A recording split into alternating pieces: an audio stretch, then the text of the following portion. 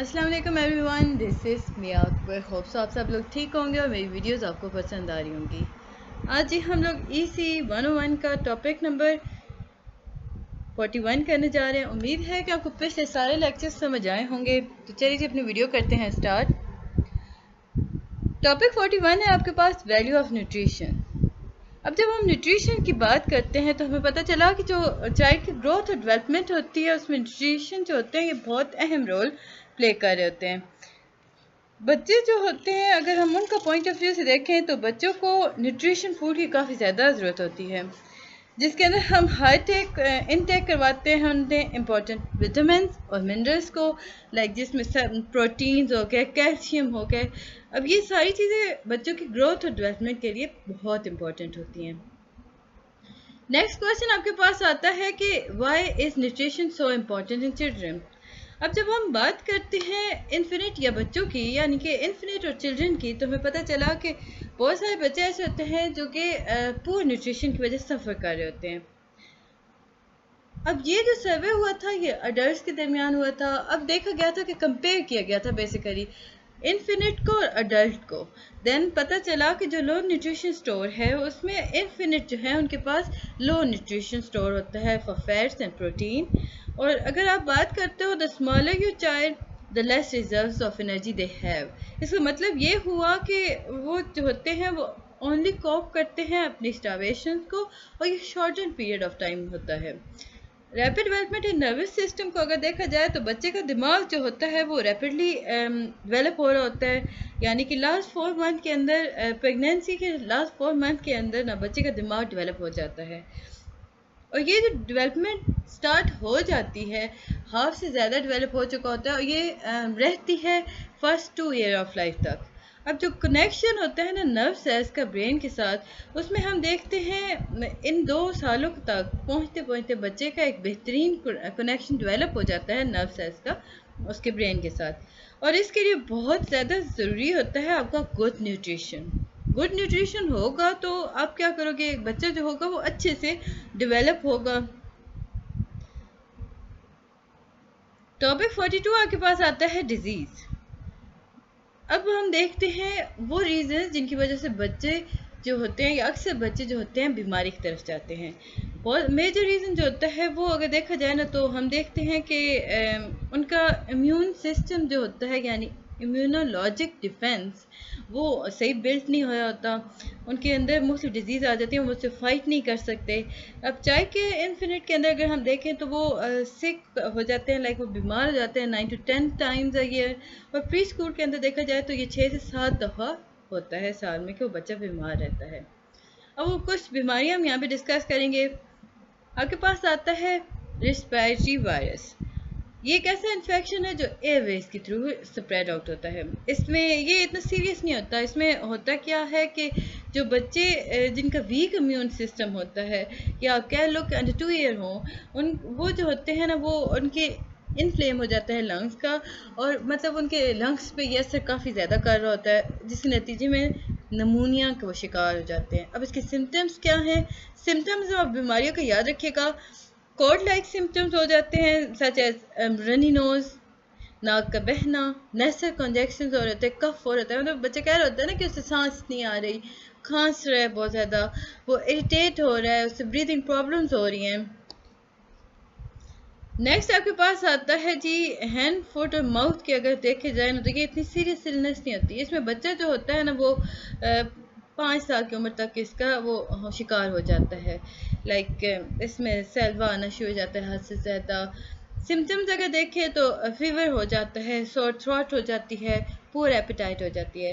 Whooping cough देखा जाए तो अब जब ये बैक्टीरियल इन्फेक्शन हो रहा होता है ना, ये लंग्स की वजह से हो रहा है। अब वो बच्चा जिसके पास भी खांसेगा वो उसका शिकार हो जाएगा। अब जब हम खांसने की बात करते हैं तो आप अगर किसी बच्चे के पास जाके खांसेंगे तो वो ज़्यादा सीरियसली इल हो जाएगा, वो उसका शिकार हो जाएगा। अब कोल्ड लाइक सिम्टम्स होते हैं। ईयर इन्फेक्शन जो होता है ये बहुत कॉमन होता है बच्चों के अंदर। लाइक ये dysfunction of tubes that connect the inner ear to throat. अब इसमें कहा ये गया कि ईयर इन्फेक्शन जो होता है बेसिकली आपकी जो ट्यूब्स होती हैं जो कि इनर ईयर के साथ कनेक्ट होती हैं और ये कनेक्शन जाता है आपकी थ्रोट के साथ, तो ये वहाँ पे वो फंक्शन सही नहीं कर रही होती, वहाँ पे वो इन्फेक्ट हो चुकी होती हैं, यानी कि उन पर काफ़ी ज़्यादा असर हो चुका होता है बीमारी का। तो होता क्या है कि वहाँ पे ड्रेन स्टार्ट हो जाता है, लाइक फ्लड आपका कान के अंदर बनना शुरू हो जाता है। और ये जो फ्लड होता है ये बैक्टीरिया को अट्रैक्ट करता है, मुख्तलिफ जर्म से अट्रैक्ट कर रहा होता है। अब इसके सिम्टम्स क्या हैं? बुखार इसमें भी है। तो आपको अभी तक पता चला कि जितनी बीमारियां हम डिस्कस कर रहे हैं उनका फर्स्ट सिम्टम फीवर है। सो आप दिमाग में रख ले कि फीवर है। अब क्योंकि हम कान की बात कर रहे हैं तो हम फ़ौरन से कहेंगे कि ये ईयर पेन था, ट्रैगिंग ऑन द ईयर होगा, फिर ड्रेनेज फ्रॉम द ईयर कनाल। अब इसमें अगर हम बात करते हैं ग्रुप की कि यंग चिल्ड्रन के अंदर ये काफ़ी कॉमन होता है। इसमें अगर डिफरेंट वैरायटीज़ देखी जाए तो लाइक मतलब वायरसेस होते हैं जो ग्रुप को क्रिएट कर रहे होते हैं। अपर एयरवे के ऊपर इन्फ्लेमेशन हो रही होती हैं, यानी आपका वॉइस बॉक्स और विंड पाइप यानी ट्रैकिया लेरिंक्स जो होते हैं ये अफेक्ट हो रहे होते हैं। इसका सिम्टम क्या होता है? बर्किंग कफ एंड स्ट्रिडर्स, यानी अब ना खांसी, शदीद खांसी, वो खांसी जिसके साथ आपकी वॉइस आ रही हो और खांसने की वजह से आपका कान का दर्द पैदा होता हो। टॉपिक 43 आपके पास आता है चाइल्डहुड इंजरीज। इसके अंदर अगर हम देखें तो हमें पता चला कि चाइल्डहुड इंजरीज जो होती हैं हम एक्सीडेंटल कहते हैं, लाइक ये कभी चांस होता है कभी नहीं भी होता। हम इसे प्रिवेंट कर सकते हैं कभी कभार नहीं प्रिवेंट कर सकते। इंजरीज जो होती हैं ये कम्प्लेक्स इकोलॉजिकल सिस्टम्स की वजह से हो रही होती हैं, यानी कि आपकी फैमिली, कम्युनिटी, सोशल इन्फ्लुएंसेस की वजह से हो रही होती हैं। अगर हम हायर एक्टिविटी लेवल को देखें ना तो हमें पता चलेगा कि सेंसेशंस जो होती हैं वहाँ पे जहाँ ज़्यादा सेंसेशंस हो रही होंगी ना तो इसके ज़्यादा रिस्क होगा कि आप बीमारी का शिकार हो चुके हो। बॉयज़ जो होते हैं 1.5 time more likely to be injured than girls, यानी कि कहा यह गया कि जो बॉयज़ होते हैं 1.5 टाइम ज़्यादा इंजर्ड होते हैं बनिस्बत और लड़कियों के, और ये इनकी इंजरीज जो होती हैं ये स्वेयर होती हैं।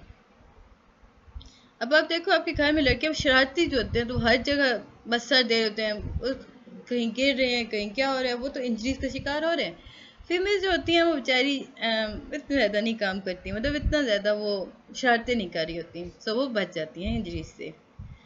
टॉपिक 44 है कोग्निटिव डेवलपमेंट। काफ़ी इंपॉर्टेंट टॉपिक है जी आपके पास ये कोग्निटिव डेवलपमेंट।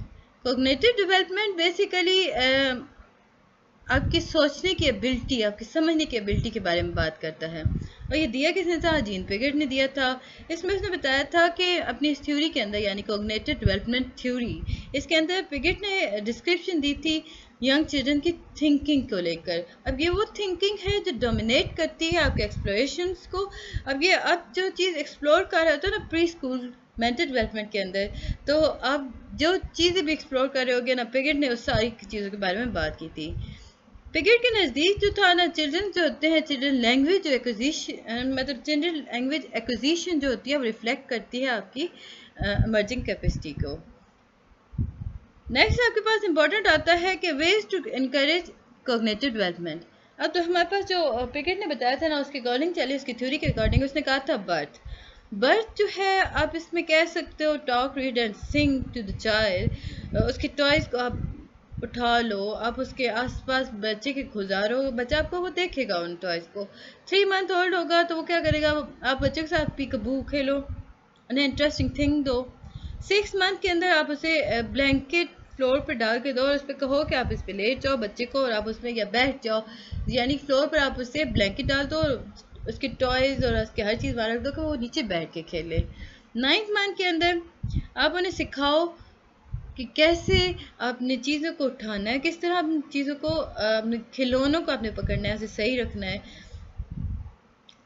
लाइक आप फॉर एग्जांपल आप एक बॉल को बैक और फोर्थ रोल करो, बच्चे को बताओ कि ये मूवमेंट है क्या। 12 मंथ के ओल्ड के अंदर अगर हम देखें तो आप क्रायंस दो, पेपर्स दो ड्राइंग के लिए बच्चे को। आप उसे बोलो कि आपने जो देखा आप उसे ड्रॉ कर दो। लाइक आप राइडिंग, अब जब कार पे फॉर एग्जांपल अगर कोई बच्चा कार पे सफ़र करके आया तो आप पेरेंट्स जो होते हैं, माँ जो है वो क्या करे कि बच्चे को शीट दे, पेपर दे, उसे कहे कि आप इस पर ड्रॉ करो कि आपने क्या क्या देखा था। 12 मंथ ओल्ड के अंदर आप हाइड कर दो टॉयज को पिलोज के नीचे, और आप ब्लैंकेट दो बच्चे को और कहो कि ढूंढे वो अपने खिलौनों को।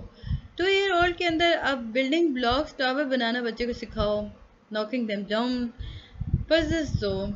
3 year old rhyming game start कर दो, सिंग सॉन्ग कर दो, रिसाइट राइम्स कर दो, यानी कि एक्टिविटी बॉक्स विद पेपर दो, क्राइम्स दो। तो इस तरह आप बच्चे को ड्रॉ करना सिखाओ। 4th ईयर के अंदर बच्चे को आप क्या करो कि आप उसे क्वेश्चंस करना सिखाओ और आपको बताओ कि किस तरह तहम्मुल से पेशेंटली आप उन क्वेश्चंस को सुन सकते हो। देन आप बच्चे को अगर कोई क्वेश्चन दे रहे हो उसे ऑप्शंस दो और सिंपल ऑप्शंस दो जिनसे वो सिलेक्ट कर सके, तो वो मल्टीपल चॉइस क्वेश्चंस तरफ आ जाता है, उसे पता चल जाता है कि किसी भी प्रॉब्लम के 4-5 आंसर्स हो सकते हैं। अब जी हमारे पास टॉपिक 45 है बायोलॉजिकल फैक्टर्स। तो बायोलॉजिकल फैक्टर्स के अंदर अगर हम देखें तो हेरिडिटी आ गया, सेंस आ गया, ऑर्गन आ गया, मैचुरेशन आ गए। इन्वायरमेंटल फैक्टर्स देखें तो सोशो इकोनॉमिक स्टेटस आ गया, फैमिली और सोसाइटी, वह स्टिमुला इसमें आ जाते हैं। अब वन बाय वन अगर हम देखें तो हेरिडिटी आपके पास बहुत इंपॉर्टेंट थी। हेरिडिटी के अंदर हम बात करते हैं ट्रेड्स की। अब ये वो ट्रेड्स होते हैं जो आप अपने पेरेंट्स से लेते हो। हेरिडिटी यानी कि आप अपने आपके अंदर जो कॉग्निटिव डेवलपमेंट हो रही होती है वो आपकी सिमिलर होती है आपके पेरेंट्स से, आपकी जीन्स की वजह से हो रहा होता है। मुख्तलिफ डिसेबिलिटीज़ आ जाती हैं जेनेटिक की वजह से। अब है उनने अपने पेरेंट्स से लाइक उसे कुछ कहते हैं अडॉप्ट करो या यू कर ट्रांसफ़र हो रहे हैं आपके पेरेंट्स से आपकी तरफ, तो हम उन सारी ऑर्गन को, उन सारे जेनेटिक मेकअप को हम कहेंगे कि ये हेरिडिटी है। सेंस ऑर्गन जो है ये proper development of sense organ की अगर हम बात करते हैं तो इसमें हमें पता चलता है कि करेक्ट स्टिमुला आपको डेवलप हो चुका हो, आपके कॉन्सेप्ट करेक्ट होने चाहिए। मैचुरेशन, अब बच्चा जो है वो मैच्योर होगा तब जब वो ज़्यादा इंटरेक्ट करेगा अपनी एनवायरनमेंट के साथ। कॉग्निटिव डेवलपमेंट के अंदर अगर देखें तो इंटरेक्शन जो है एनवायरनमेंट को लेकर काफ़ी नेसेसरी होती है। सोशो इकोनॉमिक स्टेटस, चिल्ड्रंस जो होते हैं वो फैमिलीज़ के साथ हायर लाइक के सोशो इकोनॉमिक स्टेटस में अगर देखें तो उन्हें ज़्यादा अपॉर्चुनिटीज़ मिल रही होती हैं, उनकी बेटर ट्रेनिंग हो रही होती है। फैमिली और सोसाइटी जो होता है कि प्रोवाइड करते हैं मुख्तलिफ अपॉर्चुनिटीज़ और आपको इनक्रेज कर रहा होता है, आपको मतलब बच्चे को इनक्रेज कर रहा होता है वो उनसे सीखे। वेरी स्टिमुलाई, चिल्ड्रंस जो होते हैं वो वेरी स्टिमुलाई एनवायरनमेंट से लेते हैं, वो परसीव करते हैं उनका मतलब और कॉन्सेप्ट्स और सिम्बल्स को। अगर हम बात करते हैं development of sensations, topic 46, preschool cognitions के अंदर अगर हम देखें तो हमें पता चलेगा कि जो फर्स्ट करैक्टरिस्टिक्स होता है वो होता है सेंट्रेशंस। पिगेट थ्योरी के अंदर कॉग्निटिव डेवलपमेंट हुई, सेकंड स्टेज को उसने कहा कि प्री ऑपरेशनल है। अब इस स्टेज के अंदर आपकी एज, बच्चे की एज होती है 4 to 7 ईयर होती है और वो डेवलप कर रहा होता है सेंसेशंस को। अब ये जो होते हैं अब लाइक बच्चे के अंदर टेंडेंसी डेवलप हो रही होती है कि वो फोकस करता है मुख्तलिफ एस्पेक्ट्स ऑफ सिचुएशंस को, प्रॉब्लम्स को, ऑब्जेक्ट। बच्चा जो होता है उसके अकॉर्डिंग उस पर अटेंशन पे करता है, हर एलिमेंट्स को देखता है, जो प्रॉब्लम क्रिएट कर रही होती है उन्हें कोऑर्डिनेट करता है। हम कह सकते हैं कि पिगेट ने जब बात की थी ना मुझसे टास्क की, तो उसमें एक उसने टास्क बताया था कि आप बच्चे को ना लॉयन और टाइगर दिखाओ और उसे बताओ कि ये है क्या। अगर बच्चा जानता है, बच्चा कहेगा कैट फॉर एग्जांपल। अगर उसके दिमाग में ये बात है कि कैट कैसी है तो उसे लगेगा कि 4 पाँव हैं, दुम है, थोड़ी सी मूंछें हैं, कान है, तो वो ये मे बी कैट हो, ज़्यादा सारे बाल हैं उसके भी। तो आप उसे बताओ कि लॉयन और टाइगर थोड़ा डिफरेंट होते हैं, उनके हेयर कट। अब लाइक हम एक और यहाँ पे दिखाते बात करते हैं कि लड़कों के हेयर कट लड़कियों से मुख्तलिफ होते हैं। सेंट्रेशन जो है ये basically conservation of liquid task है। आप इसमें अगर एग्जांपल दें तो आप बच्चे को 2 ग्लास दें जिनमें पानी, एक में फुल रखते हैं और एक में हाफ। बच्चे से डिस्टिंग्विश करवाएं कि आया इसमें कौन सा आपको लगता है कि वो थोड़ा मुख्तलिफ है। तो अगर बच्चा सही से बता देता है वेल एंड गुड, नहीं तो आप उसे जस्टिफाई करो कि हाफ ग्लास फुल की निस्बत थोड़ा कम है। टॉपिक 47 है आपके पास डेवलपमेंट ऑफ रीजनिंग। एक एस्पेक्ट्स अगर हम देखें ना प्री स्कूल एज के अंदर, वो होता है रीजनिंग। रीजनिंग जो होता है ये क्रिटिकल स्किल्स होती हैं एकेडमिक अचीवमेंट के अंदर। रीजनिंग स्टार्ट होती है एक्सप्लेनेशन से, यानी कि एक्सप्लेनेशन बेस्ड होती है। अब ये जो एक्सप्लेनेशन होती हैं ये ऑब्जर्वेशन बेस्ड होती हैं। अब आपके पास कुछ आइडियाज़ हैं जिनके नज़दीक आप रीजनिंग को बेहतर कर सकते हो। अब अपॉर्चुनिटीज़ प्रोवाइड करो गेम के लिए। डोंट इंटर्म, आपको कहा गया कि don't intervene immediately, ask open question, help children develop hypothesis. Then topic 48, language development. Language development जो है ये एक ऐसा प्रोसेस है जिसके अंदर बच्चा जो होता है लैंग्वेज को सीखता है, उसके मतलब को समझता है, और ये अर्ली चाइल्डहुड के अंदर हो रहा होता है। लैंग्वेज डेवलपमेंट जो है अगर हम देखा जाए तो ये स्टार्ट हो जाता है अर्ली लाइफ के अंदर, चाइल्डहुड के अंदर, ह्यूमन लाइफ के अंदर हम बात कर सकते हैं। चाइल्ड जो होता है वो एक्वायर करता है लैंग्वेज, अब वो लर्निंग के प्रोसेस से कर रहा होता है, लाइक वो उसकी मिमिक्री कर रहा होता है, जो चीज़ वो सुनता है अपने एडल्ट से वो उसकी मिमिक्री करना स्टार्ट कर देता है। बैबलिंग, बैबलिंग आपके पास आता है कि 3 to 9 मंथ में होता है। इसमें बच्चा जो होता है ना वो बैबल कर रहा होता है, लाइक वो रिस्पॉन्ड कर रहा होता है अपने नेम को लेकर, वो अपने ह्यूमन वॉइसेस को रिस्पॉन्ड कर रहा होता है, वो देख रहा होता है अपने हेड और आई से। सिंगल वर्ड 9 to 12 मंथ के अंदर बच्चा जो होता है वो इस काबिल हो जाता है कि एक या दो लफ्ज़ इस्तेमाल कर लेता है, सीख लेता है, बोल लेता है और उसके मतलब उसे पता होते हैं। 2 वर्ड ये 12 to 18 मंथ के होता है। इसमें बच्चे की वोकेबलरी जो होती है वो अप्रॉक्सीमेटली 5 to 20 वर्ड्स तक आ जाती है। वोकेबलरी जो होती है उसमें अगर हम बात करते हैं कौलिया का तो ये रिपोर्टिंग अ वर्ड कहलाता है, ये काफ़ी इंपॉर्टेंट यूज़ होता है नाउन। देन आपके पास आता है मल्टी वर्ड सेंटेंस, ये 24 मंथ में हो जाता है। अभी वोकेबलरी बच्चे की बहुत इन्हांस हो गई है, अब वो प्रपोजिशंस को यूज़ करना यूज़ करना सीख क्या है। अब इस एज पे आके बच्चा जो होता है शॉर्ट सेंटेंस बना लेता है। अब चिल्ड्रन 3 ईयर के एज के अंदर देखें तो वो डिस्क्रिप्टिव वर्ड्स बताना शुरू कर देता है, उसे ऑपोजिट का नॉन मतलब वो कॉमन ऑपोजिट को जानता है, big, little, hard, soft, heavy, light. अब इसे उसका डिस्टिंग्विश करना आ गया। लैंग्वेज डेवलपमेंट जो है वो रिफ्लेक्ट करती है आपकी ग्रोथ और मेच्योरेशन ऑफ द ब्रेन की, यानी कि जितना आपका मेच्योर ब्रेन होगा आपकी लैंग्वेज डेवलपमेंट उतनी अच्छी होगी।